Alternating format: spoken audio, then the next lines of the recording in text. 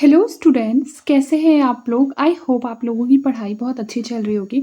देखिए, आप लोगों को पता है कि हम लोग हिंदी का फाइनल रिवीजन कर रहे हैं एडीओ की परीक्षा के लिए। तो चलिए आइए शुरू करते हैं बिना किसी देरी के। देखिए, आपका फर्स्ट क्वेश्चन है कि उत्पत्ति के आधार पर शब्द के कितने भेद होते हैं। तो मैंने पढ़ाया भी है कि उत्पत्ति के आधार पर शब्द के कितने भेद होते हैं, 4 भेद होते हैं। जैसे हो जाता है, आपका हो जाएगा देशज, फिर है विदेशज, उसके पश्चात है तत्सम और फिर हो जाएगा तद्भव। नेक्स्ट क्वेश्चन है कि संस्कृत के ऐसे शब्द जिसे हम ज्यों का त्यों प्रयोग में लाते हैं वे क्या कहलाते हैं। तो मैंने आप लोगों को पढ़ाया है कि संस्कृत के वे शब्द जो कि ज्यों का त्यों हम प्रयोग में लाते हैं उसे कहते हैं तत्सम शब्द, और जिसमें परिवर्तन हो जाते हैं वो हो जाते हैं तद्भव शब्द। तो इसका करेक्ट आंसर हो जाएगा तत्सम। निम्नलिखित में से रूढ़ शब्द कौन सा है, बताइए। रूढ़ शब्द कौन सा है? पशु। पशु जो है वो रूढ़ शब्द है। आप लोगों को पता होना चाहिए रूढ़ शब्द वे होते हैं जिसको मान लीजिए आप अगर तोड़ेंगे तो उसका कोई विशेष अर्थ उसके टुकड़ों का नहीं निकलेगा। उसको हम क्या बोलते हैं? रूढ़ शब्द कहते हैं। बाकी आप देख सकते हैं यहाँ जितने भी शब्द हैं, जैसे विद्यालय, वाचनालय, समतल, अगर आप इसको तोड़ते भी हैं तो इसका एक विशिष्ट अर्थ निकल कर आएगा। सार्थक जो है बोलते हैं ना, सार्थक अर्थ निकल कर आएगा। आगे देखिए क्या लिखा हुआ है कि शब्द रचना के आधार पर बताइए कौन सा शब्द योग रूढ़ शब्द है। देखिए, योग रूढ़ शब्द बेसिकली 2 शब्दों से मिलकर बनते हैं, ऑब्वियस सी बात है। जैसे जलज, ठीक है, ये क्या हो जाएगा? योग रूढ़। क्यों योग रूढ़? क्योंकि यह एक विशिष्ट अर्थ देगा। क्या अर्थ देगा? विशिष्ट अर्थ। जलज यानी जल में रहने वाला या जल में खेलने वाला। जनरली जलज बोलते हैं कमल को, लोटस को बोलते हैं, ठीक है, ये आपको याद रखना है। अगला देखिए, निम्न में से रूढ़ शब्द कौन सा है, बताइए। रूढ़ कौन सा है शब्द? देखिए, ये भी टूट के विस्तृत अर्थ देगा, ये भी देगा, जलज भी देगा, और वैभव रूढ़ शब्द है, वैभव। फिर उसके बाद आइए देखते हैं। देखिए, लिखा है परीक्षा शब्द निम्नलिखित वर्गों में से किस वर्ग में आता है, बताइए। परीक्षा, तो याद रखिए परीक्षा जो है वो तत्सम शब्द है। परीक्षा कौन सा शब्द है? तत्सम शब्द है। आगे देखिए मजिस्ट्रेट शब्द। मजिस्ट्रेट शब्द कौन सा शब्द है? तो मजिस्ट्रेट जो है वो विदेशज शब्द है। कौन सा शब्द है? विदेशज शब्द है। फिर देखिए अगला क्वेश्चन है कि निम्नलिखित में से कौन सा शब्द देशज शब्द है, बताइए। देशज शब्द कौन सा शब्द है? तो लोटा जो है वो देशज शब्द है। ऑप्शन नंबर डी, लोटा जो है वो क्या है? देशज शब्द है। आगे देखिए अगला क्वेश्चन क्या है कि स्वतंत्र सत्ता धारण न करने वाले शब्द को क्या कहते हैं, बताइए। जो स्वतंत्र सत्ता धारण नहीं करता है उस शब्द को क्या कहते हैं? तो याद रखिएगा उस शब्द को यौगिक शब्द कहते हैं। आगे देखिए निम्नलिखित में से कौन यौगिक शब्द है, बताइए। कौन इनमें से यौगिक शब्द है? तो विद्यालय जो है वो यौगिक शब्द है। फिर देखिए प्रयोग की दृष्टि से सूक्ष्म अंतर व्यक्त करने वाले शब्द क्या कहलाते हैं? तो उसका करेक्ट आंसर हो जाएगा समानार्थक शब्द कहलाते हैं। आगे देखिए यौगिक शब्द कौन सा है? तो यौगिक शब्द जो है वो है पाठशाला। यौगिक शब्द जो है वो है पाठशाला। आगे देखिए विभावरी किस प्रकार का शब्द है? विभावरी जो है वो तत्सम शब्द है। विभावरी कौन सा शब्द है? तत्सम शब्द है। योग रूढ़ शब्द कौन सा है, बताइए। योग रूढ़ शब्द कौन सा है, बताइए। तो बिल्कुल करेक्ट, योग रूढ़ शब्द होता है लंबोदर। लंबोदर जो है वो योग रूढ़ शब्द है। फिर देखिए नीचे दिए गए विकल्पों में से तत्सम शब्द का चयन कीजिए, बताइए। तत्सम शब्द कौन सा है? बिल्कुल करेक्ट, तत्सम शब्द है गोधूम। फिर देखिए अगला क्वेश्चन है कि नीचे दिए गए विकल्पों में से तद्भव शब्द का चयन कीजिए, बताइए। इनमें से तद्भव शब्द कौन सा है? तो बिल्कुल करेक्ट, तद्भव शब्द है मुंह। मुंह जो है वो तद्भव शब्द है। आगे देखिए जिस शब्द के कई सार्थक खंड हो सके उन्हें क्या कहते हैं? तो जिस शब्द के कई सार्थक खंड हो सके उस शब्द को कहते हैं यौगिक शब्द। क्या कहते हैं? यौगिक शब्द। आगे देखिए कौन सा शब्द देशज शब्द नहीं है, बताइए। कौन सा शब्द देशज शब्द नहीं है? बिल्कुल करेक्ट, पुष्कर जो है वो देशज शब्द नहीं है। याद रखिएगा ये नहीं है। लेकिन पगड़ी, ढिबरी और ढोर ये क्या है, देशज शब्द है। आगे देखिए, जिन शब्दों की उत्पत्ति का पता नहीं चलता उन्हें क्या कहा जाता है। तो जिन शब्दों की उत्पत्ति का पता नहीं चलता उन्हें देशज शब्द कहा जाता है। याद रखिएगा, देशज की परिभाषा ही यही है कि जिन शब्दों की उत्पत्ति का पता नहीं चलता उन्हें देशज शब्द कहा जाता है। वकील किस भाषा का शब्द है, पीवाईक्यू में कई बार रिपीट होता है। वकील किस भाषा का शब्द है, तो याद रखिए जो वकील है वह किस भाषा का शब्द होता है, अरबी भाषा का शब्द होता है। ऑप्शन नंबर बी, अरबी। आगे देखिए, चाय किस भाषा का शब्द है, तो चाय शब्द है चीनी भाषा का, यानी कि यह जो है वो चीनी भाषा का शब्द है। फिर देखिए, स्टेशन, स्टेशन किस भाषा का शब्द है, ये भी बहुत बार एग्जाम में रिपीट होता है। तो स्टेशन याद रखिएगा अंग्रेजी भाषा का शब्द है। वी ऑल नो दैट कि स्टेशन जो है वो अंग्रेजी भाषा का शब्द है। आगे देखिए, संकर शब्द का क्या अर्थ है, बताइए। तो संकर शब्द का क्या अर्थ है, बताइए। बिल्कुल करेक्ट, यहाँ पर बेसिकली पूछ रहा है कि यह जो है संकर शब्द, यह दो भाषाओं के शब्दों से मिलकर बना हुआ एक शब्द है संकर। फिर है रेलगाड़ी शब्द है, बताइए रेलगाड़ी कैसा शब्द है। बिल्कुल करेक्ट, रेलगाड़ी जो है वो संकर शब्द है। क्यों, क्योंकि ये बेसिकली दो शब्दों से मिलकर बना हुआ है। जैसे आप देखिए, रेल, रेल का अर्थ भी हम लोग जानते हैं, प्लस गाड़ी। ठीक है, आगे देखिए, विस्तार का विलोम शब्द क्या है, बताइए। विस्तार का विलोम शब्द क्या है, लघु, छोटा, सूक्ष्म या संक्षेप। बिल्कुल करेक्ट आंसर है संक्षेप। विलोम पूछ रहा है ना, विस्तार यानी एक्सपेंड, एक्सपेंड का उल्टा हो जाता है संक्षेप। फिर देखिए, गरिमा का विलोम शब्द क्या है, बताइए। गरिमा का विलोम शब्द है लघिमा। फिर है मौखिक का विलोम शब्द क्या होता है। वी ऑल नो दैट कि मौखिक का विलोम शब्द लिखित होता है।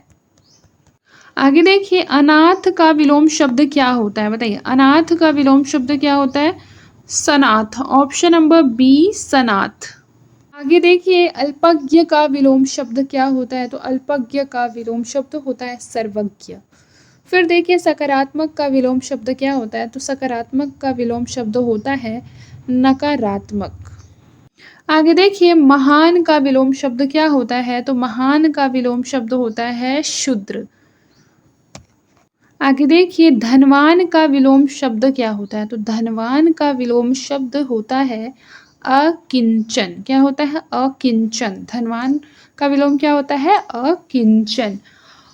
अब उसके बाद देखिए क्या लिखा है, उद्वत का विलोम शब्द क्या है, तो उद्वत का विलोम शब्द होता है सौम्य। उद्वत का विलोम शब्द क्या होता है, सौम्य।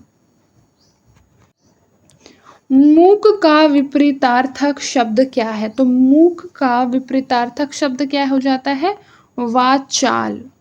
ऑप्शन नंबर डी, वाचाल। फिर है सही विलोम शब्द चुनिए।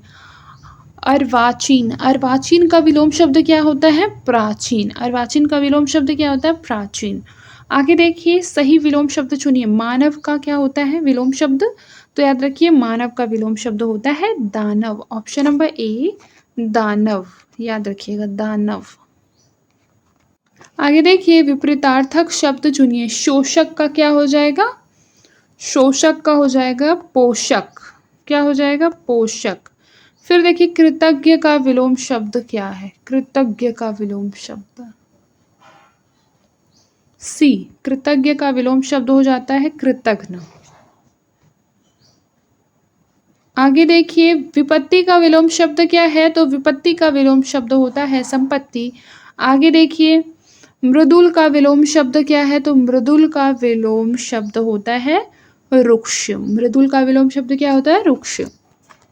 आगे देखिए, ऋणात्मक का विलोम शब्द क्या होगा, बिल्कुल करेक्ट, ऋणात्मक का विलोम शब्द होता है धनात्मक।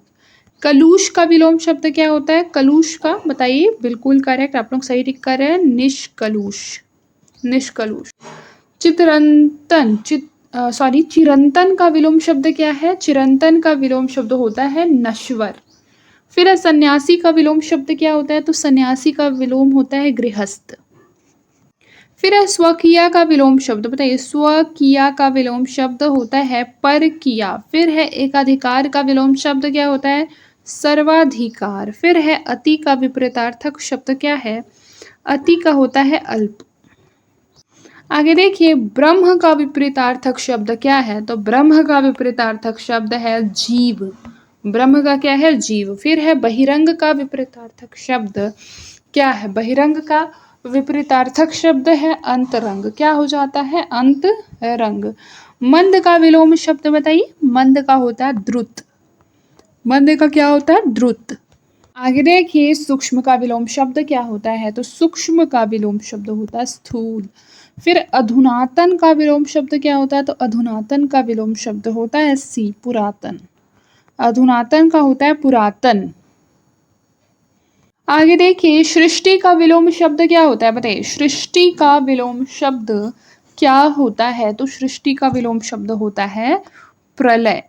सृष्टि मतलब प्रलय।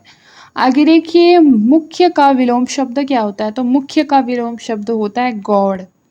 ऑप्शन नंबर सी, गौड़। अनुराग का विलोम शब्द क्या होता है, तो अनुराग का होता है विराग।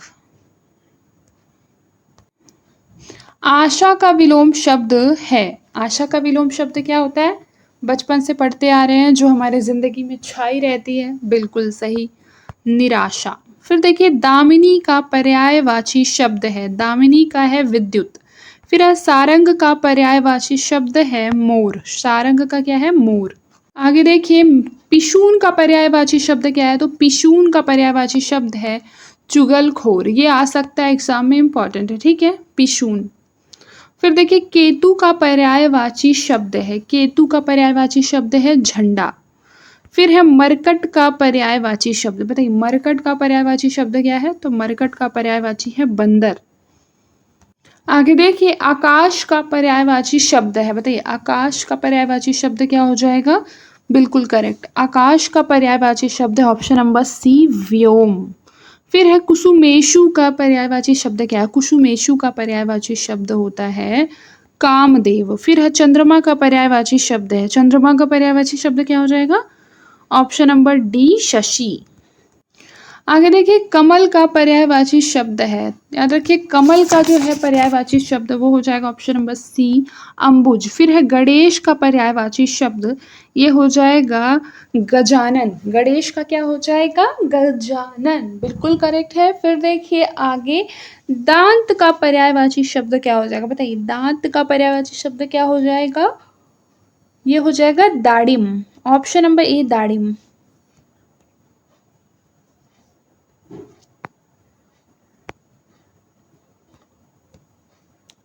घोड़ा का पर्यायवाची शब्द क्या होगा, बताइए घोड़ा का पर्यायवाची शब्द नहीं है, पूछ रहा है, बताइए कौन सा नहीं होगा, तो याद रखिए कटक जो है उसका मतलब घोड़ा नहीं होता है, अश्व का मतलब घोड़ा होता है, घोटक का मतलब घोड़ा होता है का मतलब घोड़ा होता है का मतलब क्या होता है, घोड़ा होता है।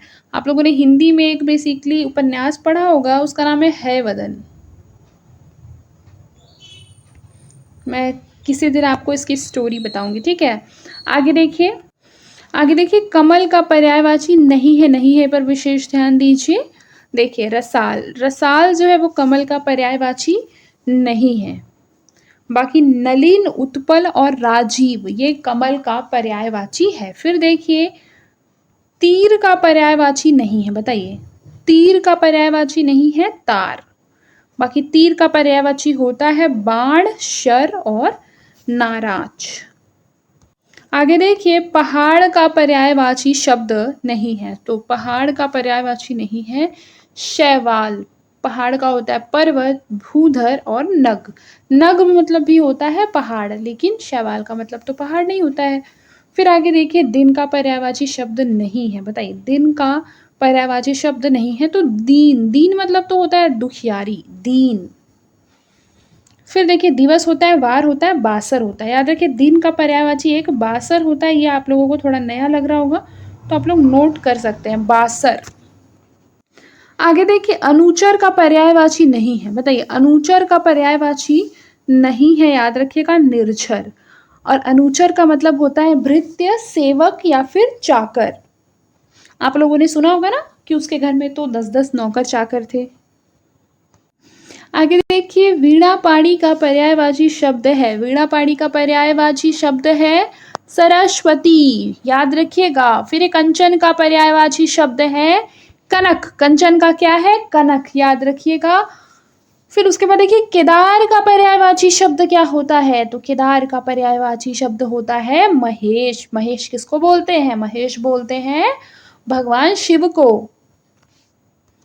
आगे देखिए, घर का पर्यायवाची शब्द है, बताइए, घर का पर्यायवाची शब्द है निकेतन। घर का पर्यायवाची शब्द क्या है? निकेतन। फिर देखिए, भवन का पर्यायवाची शब्द है घर, भवन का क्या हो जाएगा? घर। फिर हो जाएगा कमल का पर्यायवाची शब्द हो जाएगा पुंडरीक, कमल का क्या हो जाएगा? पुंडरीक। इंद्र का पर्यायवाची शब्द क्या होगा? बताइए, इंद्र का पर्यायवाची शब्द क्या होगा? बिल्कुल करेक्ट, आप लोगों का आंसर सही है, मधवा। मधवा इंद्र का पर्यायवाची शब्द है। भागीरथी का पर्यायवाची शब्द बताइए। भागीरथी का हो जाएगा गंगा। फिर देखिए, सरस्वती का पर्यायवाची शब्द नहीं है कह रहा है, बताइए क्या होगा? इसमें से कौन सा नहीं होगा? तो कमला। कमला मतलब सरस्वती नहीं होता है। शारदा मतलब होता है वाणी, मतलब होता है वीणा पाणी, मतलब होता है, लेकिन कमला मतलब सरस्वती नहीं होता है। आगे देखिए, रक्त का पर्यायवाची शब्द नहीं है, तो रक्त का पर्यायवाची कौन सा नहीं है? कासरी नहीं है। बाकी शोणित है, खून है और रुधिर रक्त का पर्यायवाची शब्द है। आप लोगों ने सुना होगा शोणित बीज हरे, ये बेसिकली काली माता की आरती में आता है शायद, एक बार चेक कर लीजिएगा। फिर देखिए, पवन का पर्यायवाची शब्द नहीं है, पवन का पर्यायवाची शब्द नहीं है। इनमें से कौन सा पर्यायवाची शब्द नहीं है पवन का? बिल्कुल बताइए। बिल्कुल सही है, समीर। समीर जो है वो पवन का पर्यायवाची नहीं है, बल्कि वात है, वायु है, अनल है। आगे देखिए, अतिथि का कौन सा अर्थ नहीं होता है? तो अतिथि का कौन सा अर्थ नहीं होता है? मित्र नहीं होता है। आगे देखिए, कर का कौन सा अर्थ नहीं है? कर का कौन सा अर्थ नहीं है? खंभा। कर का कौन सा अर्थ नहीं है? खंभा, ऑप्शन नंबर डी, खंभा। फिर उसके बाद देखिए, अक्षर का कौन सा अर्थ नहीं है? तो अक्षर का कौन सा अर्थ नहीं होता है? वाक्य।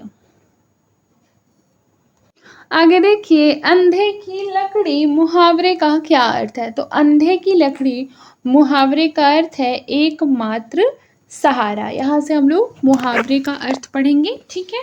देखिए, अंधे की लकड़ी का मतलब होता है एकमात्र सहारा। उसके बाद देखिए, छाती पर मूंग दलना। बताइए, तो छाती पर मूंग दलना का क्या अर्थ होता है? आप लोगों ने तो सुना भी होगा, बहुत से लोग आपके आसपास भी ऐसे मिल जाते होंगे जो आपके छाती पर मूंग दलने का काम करते होंगे। ऑप्शन नंबर ए, समीप रहकर कष्ट देना, जिसमें बहुत से सगे संबंधी भी आ जाते हैं। आपके जितने रिलेटिव्स होंगे जो बार बार पूछ कर सर खाते हैं कि एग्ज़ाम निकला कि नहीं, क्यों नहीं निकल रहा है, कब से तैयारी कर रहे हो, ऐसे बोलने वाले जो लोग रहते हैं ना, वो बेसिकली आपके छाती पर मूंग दलने का काम करते हैं। आगे देखिए, चलता पुर्जा का क्या अर्थ है? बताइए, चलता पुर्जा का क्या अर्थ है? चलता पुर्जा का अर्थ होता है चालाक और व्यवहार कुशल। आगे देखिए, मुट्ठी गरम करना का क्या अर्थ होता है? मुट्ठी गरम करना का अर्थ होता है रिश्वत देना। फिर उसके बाद देखिए, तलवार की धार पर चलना मुहावरा किस अर्थ में आता है? तो तलवार की धार पर चलने का मतलब होता है कठिन कार्य करना। आगे देखिए, कान का कच्चा होना मुहावरे का सही अर्थ बताइए। तो कान का कच्चा होना मुहावरे का सही अर्थ होता है सुनी बात पर तुरंत यकीन कर लेना। फिर देखिए, ऊँट के मुंह में जीरा का क्या अर्थ है? तो ऊँट के मुंह में जीरा का क्या अर्थ होता है कि अधिक खाने वाले को कम खुराक देना, तो उसको बोलते हैं ऊँट के मुंह में जीरा होना। जैसे मान लीजिए, कोई अगर एक दिन में मान लीजिए 7 रोटी खाता है, अब उसकी जगह पर उसे 2 रोटी मिली, तो वो तो उसके लिए ऊँट के मुंह में जीरा के बराबर होगा। मूछ मुंडाना का क्या मतलब होता है? मूछ मुंडाना का मतलब होता है हार मानना। आगे देखिए, आंखों में खून उतरना मुहावरे का क्या अर्थ है? तो आंखों में खून उतरना मतलब होता है क्रोध से आंख मुंह लाल हो जाना। खून खौलना का क्या अर्थ होता है?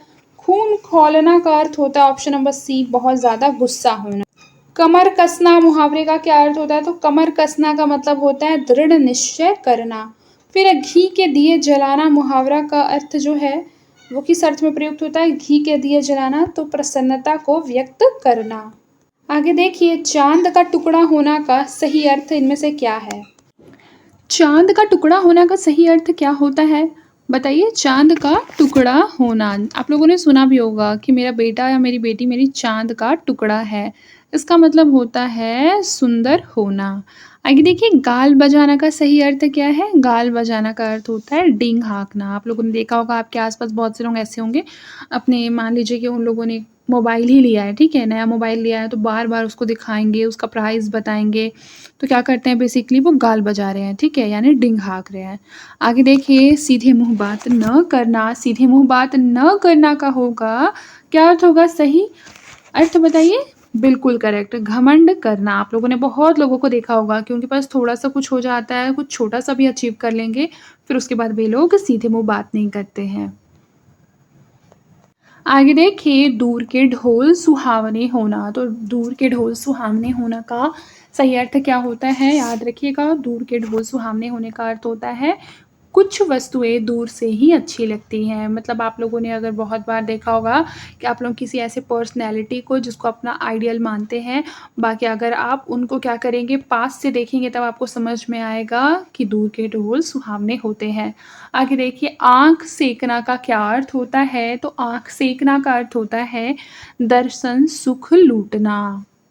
आगे देखिए, जान पर खेलना का क्या तात्पर्य है? तो जान पर खेलना का तात्पर्य है प्राणों को संकट में डालना। इसका मतलब होता है जान पर खेलना। फिर है ठन ठन गोपाल होना, मुहावरे का सही अर्थ क्या है? तो ठन ठन गोपाल होने मुहावरे का अर्थ होता है कंगाल होना। ऑप्शन नंबर सी, कंगाल होना। आगे देखिए, दांत खट्टे करना मुहावरे का क्या अर्थ होता है?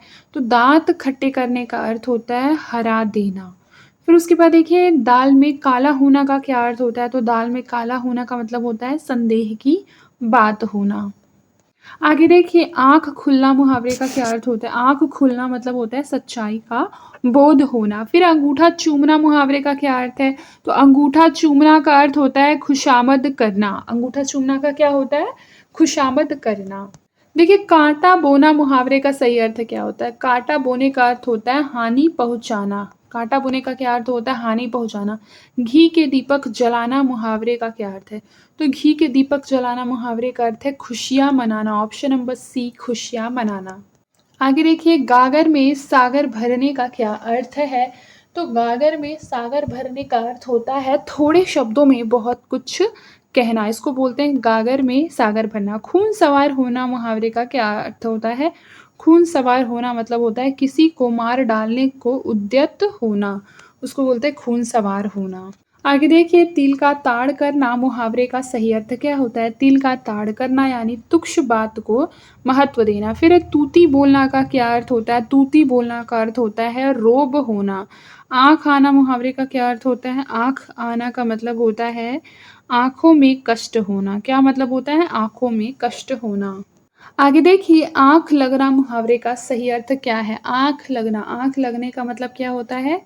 आँख लगने का मतलब होता है आसक्त होना। ऑप्शन नंबर ए, आसक्त होना। फिर देखिए, चेहरे पर हवाइयाँ उड़ना मुहावरे का सही अर्थ क्या है?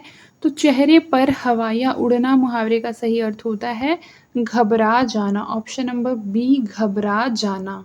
आगे देखिए, अक्ल के घोड़े दौड़ाना मुहावरे का अर्थ बताइए। अक्ल के घोड़े दौड़ाना मतलब क्या होता है? बुद्धि का प्रयोग करना। ऑप्शन नंबर ए, बुद्धि का प्रयोग करना। फिर देखिए, मदद करने से मना कर देना किस मुहावरे का अर्थ है? तो मदद करने से मना कर देना मतलब अंगूठा दिखाना। आगे देखिए, छक्के छुड़ाना। छक्के छुड़ाना मुहावरे का क्या अर्थ होता है बताइए? बिल्कुल करेक्ट, हिम्मत पस्त करना। फिर उसके बाद देखिए, चुल्लू भर पानी में डूबना मुहावरे का सही अर्थ क्या होता है? बहुत अधिक लज्जित होना। ऑप्शन नंबर ए, बहुत अधिक लज्जित होना। आगे देखिए, दूध का दूध, पानी का क्या अर्थ है बताइए? दूध का दूध और पानी का अर्थ होता है सही न्याय या निष्पक्ष न्याय। उसके बाद देखिए, 9-2-11 होना मुहावरा किस अर्थ में प्रयुक्त होता है? भाग जाने के अर्थ में होता है। फिर देखिए, अक्ल मारी जाना मुहावरे का क्या अर्थ होता है बताइए? बिल्कुल सही, बुद्धि का भ्रष्ट हो जाना, उसको बोलते हैं अक्ल मारी जाना। आगे देखिए, आगे पीछे करना मुहावरे का सही अर्थ क्या है? आगे पीछे करना मुहावरे का सही अर्थ क्या होता है बताइए? बिल्कुल सही, हिचकना। फिर उसके बाद देखिए घुटने टेकना मुहावरे का सही अर्थ क्या होता है? घुटने टेकना मतलब होता है हार मान लेना। फिर देखिए चिकना घड़ा होने का क्या तात्पर्य है? तो चिकना घड़ा का तात्पर्य क्या होता है? बिल्कुल सही बात है, ऑप्शन नंबर सी निर्लज्ज होना। आगे देखिए टेढ़ी खीर होना मुहावरे का आशय क्या है? टेढ़ी खीर होना मुहावरे का आशय बताइए। ये हो जाएगा कठिन कार्य होना, ऑप्शन नंबर बी कठिन कार्य होना। ढिंढोरा पीटना मुहावरे का क्या अर्थ है? तो याद रखिए ढिंढोरा पीटने का अर्थ होता है डिंग हाँकना। फिर देखिए आंखें बिछाना मुहावरे का अर्थ बताइए। तो आंखें बिछाना मतलब होता है किसी की प्रतीक्षा करना। अंडे का शहज़ादा मुहावरे का सही अर्थ बताइए। तो अंडे का शहज़ादा मुहावरे का सही अर्थ होता है अनुभवहीन होना या अनुभवहीन व्यक्ति, अंडे का शहज़ादा। फिर अक्ल का दुश्मन मुहावरे का सही अर्थ बताइए। बिल्कुल सही, अक्ल का दुश्मन मतलब होता है महाबुद्धू, महामूर्ख। फिर पीपर पात सरिस मंडोला में कौन सा अलंकार है? तो याद रखिए यहाँ पर उत्प्रेक्षा अलंकार है। आगे देखिए जागू जागू जीव जड़ जो है जग जामिनी में कौन सा अलंकार है? तो इसमें अनुप्रास अलंकार है। हम लोगों ने पढ़ा था कि वर्णों की आवृत्ति जब बार बार होती है तो उसे क्या बोलते हैं? अनुप्रास अलंकार कहते हैं। थ्योरी क्लासेस में सारा कुछ कंप्लीट हो चुका है, ये केवल आपके लिए फाइनल रिवीजन क्लास है। फिर देखिए इसमें से किस मुहावरे का सही अर्थ क्रोध से जुड़ा हुआ नहीं है? बताइए क्रोध से जुड़ा हुआ कौन सा नहीं है? तो बिल्कुल करेक्ट आपका आंसर है ऑप्शन नंबर डी नाक रगड़ना। फिर देखिए क्योंकि नाक रगड़ने का जो अर्थ होता है वो बेसिकली होता है रिक्वेस्ट करना, प्रार्थना करना। आगे देखिए अनुनय विनय से भी न पसीजना किस मुहावरे का अर्थ है? तो याद रखिएगा अनुनय विनय से भी न पसीजना का अर्थ होता है टस से मस न होना, ऑप्शन नंबर सी। आगे देखिए दांतों तले उंगली दबाना का क्या अर्थ होता है? ये होता है आश्चर्यचकित तो होना, ऑप्शन नंबर ए। सफ़ेद झूठ होना का अर्थ बताइए। तो सफ़ेद झूठ होना मतलब पूर्णतः असत्य। फिर अगर मगर न करना, अगर मगर न करना का क्या अर्थ होता है? अगर मगर न करना मतलब होता है बहाने बनाना। फिर है कान फूकना का क्या अर्थ होता है? कान फूकना मतलब होता है दीक्षित करना। शैतान की आंत का क्या अर्थ होता है? बताइए शैतान की आंत का मतलब क्या होता है? तो याद रखिएगा बहुत लंबी वस्तु। फिर होश उड़ाना, होश उड़ाना मतलब क्या होता है? बताइए होश उड़ाने का मतलब होता है डर जाना। फिर उसके बाद देखिए तालू में जीभ न लगना, तालू में जीभ न लगना मतलब चुप रहना। आगे देखिए क्या लिखा है? लंगोटी में फाग खेलना, इसका क्या अर्थ होता है? बताइए लंगोटी में फाग खेलने का अर्थ होता है दरिद्रता में आनंद मनाना। आगे देखिए कलेजा होना का क्या अर्थ है? कलेजा होने का अर्थ होता है हिम्मत होना, उसको बोलते हैं कलेजा होना। फिर हंसुए के ब्याह में खुरपी का गीत का क्या अर्थ है? तो इसका अर्थ होता है असंगत बातें करना, ऑप्शन नंबर सी असंगत बातें करना।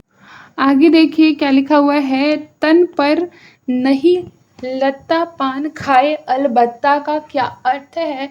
तो उसका करेक्ट आंसर हो जाएगा झूठा दिखावा करना, इसको बोलते हैं तन पर नहीं लत्ता पान खाए अलबत्ता। फिर पूत के पांव पालने में देखे जाते हैं का क्या अर्थ होता है? यानी भविष्य की प्रक्रिया वर्तमान से ही जानी जाती है। आगे देखिए उन्नति के प्रयत्न करने पर अवनति का भाव स्पष्ट करने वाली कहावत कौन सी है? तो याद रखिएगा ऑप्शन नंबर ए चौबे गए छब्बे बनने दूबे बनकर लौटे। नंगा नहाएगा क्या निचोड़ेगा क्या, इसका क्या अर्थ होता है? इसका अर्थ होता है बेशर्म को किस बात की चिंता। आगे देखिए समय पाए तरुअर फले केतक सींचो नीर, इसका क्या अर्थ होता है? इसका अर्थ होता है काम अपने निर्धारित समय पर ही होता है। यानी समय पाए तरुअर फले केतक सींचो नीर, कितना भी पानी अगर आप सींच ले लेकिन जो पेड़ है वो अपना समय पाकर ही क्या होता है? फल देता है। फिर उसके बाद देखिए घाट घाट का पानी पीना का सामान्य अर्थ है, क्या अर्थ है? घाट घाट का पानी पीना मतलब अनुभवी होना। आगे देखिए ऊंट के मुंह में जीरा होना का क्या अर्थ है? ऊंट के मुंह में जीरा होने का मतलब होता है बहुत थोड़ा। फिर है एक तो करेला दूसरा नीम चढ़ा का क्या अर्थ होता है? तो उसका अर्थ होता है कुटिल की संगति में और कुटिल होना, मतलब एक तो करेला दूसरा नीम चढ़ा। आगे देखिए दाल भात में मूसल चंद का क्या अर्थ होता है। तो दाल भात में मूसल चंद का अर्थ होता है सब बेकार दखल देना, मतलब बेकार दखल देना। फिर उसके बाद देखिए सब धान 22 पसेरी लोकोक्ति का सामान्य अर्थ क्या होता है। तो इसका अर्थ होता है सभी वस्तुओं को समान समझना।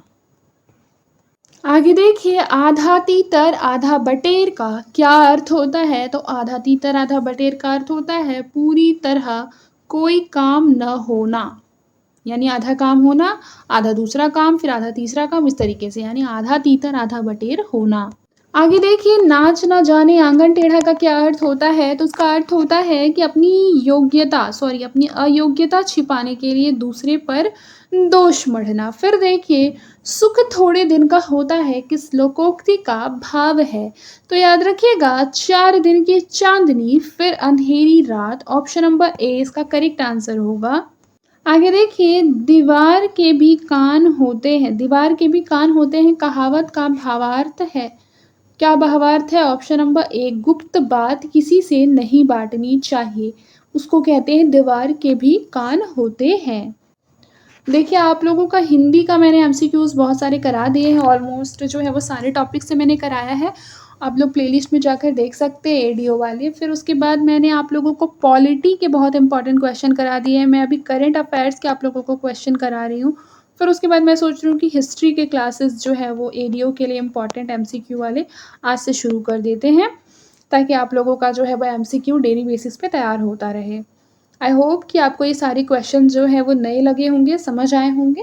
अगर आपको मेरा पढ़ाया समझ में आता है तो मेरे चैनल को अपने दोस्तों के साथ ज़्यादा से ज़्यादा शेयर करें। आज के लिए बस इतना ही, मिलते हैं नेक्स्ट क्लास में। तब तक के लिए अपना ख्याल रखें और मन लगाकर पढ़ाई करते रहें।